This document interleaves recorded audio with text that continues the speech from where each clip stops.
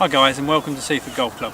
What I want to try and do with you guys is actually have a bit of a different practice session and talk to you about how you should practice. So we're calling these sessions practice with purpose, and the idea being is that we're going to actually practice on areas of your game that are actually going to make a difference to your scorecard. So what we're doing here is, unfortunately we can't use the practice bunkers at the moment because they're out of play, but I've put my golf bag about 10 yards away from us at this moment in time, and what we're going to do is actually play a few bunker shots from sort of 10 yards. Now the reason that we're looking at that distance is statistically probably 80 to 90% of your shots on the golf course will be for a 10-yard bunker shot. So there's no point in practicing fairway bunker shots or 60-yard bunker shots because you're going to get them on the odd occasion. And what we're trying to do is lower your scorecard. So we're going to talk a little bit about technique, obviously, and then we're going to talk a little bit about what you should try and be doing to actually make the practice session similar to when you're out on the golf course. So I'm going to stop there and then we'll just get back into it. Hi guys, we're in the bunker now. What we're trying to do, and this is the only time that you can actually get away with not hitting the ball. When you play a bunker shot, the ideal situation, what you should see is the ball should actually come out on a cushion of sand. So we look to hit the sand approximately 1 inch behind the back of the ball. Okay, that's one of the key things that I want you to try and sort of take note of. There's a couple of other elements that you should be doing to ensure that you have a good setup. So I'm going to try and talk you through them and show you them first. So we'll give ourselves an okay line at the moment.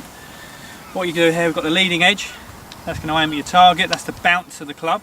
Okay, so you're going to actually, that's what's actually going to not dig into the sand. You're going to use the bounce to enable the ball to come out. So what we could do here is we have our feet shoulder width apart, 60% of our weight on our left hand side, leading edge aiming at the target, which is the bag. Distance back, distance through. And what I want you to try and feel is as you come through, I want you to try and hold the club face looking towards the sky as much as possible. When you hit a normal shot, you would see that the club would rotate and roll over at this point. So you would see that the club face would be releasing through to your target. I want you to actually keep the club face looking square for longer. Okay. So what we want you to do, inch of sand, so there. Obviously you're not allowed to do that when you're playing the shot. Hover the sand, weight forwards.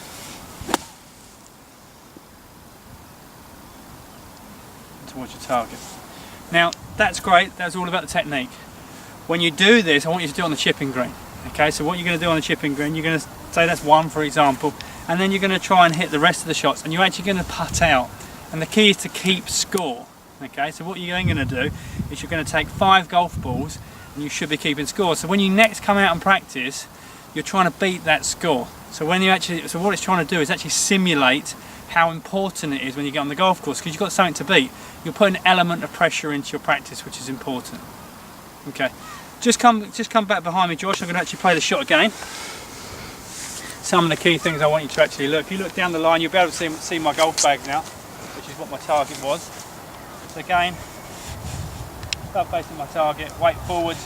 One area that I didn't speak to you about was the fact that I wriggled my feet in. When I'm wriggling my feet in, what I'm doing is trying to generate a nice stable base. What it also tells me is how much sand is in the bunker.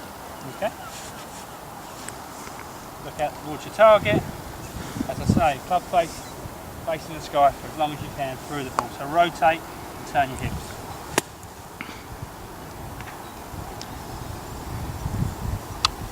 Guys, I'm going to carry on practicing there, but hopefully that's given you a few ideas of what you can do to try and improve your bunker play. Keep me posted, send me back some of your feedback, let me know how you're getting on.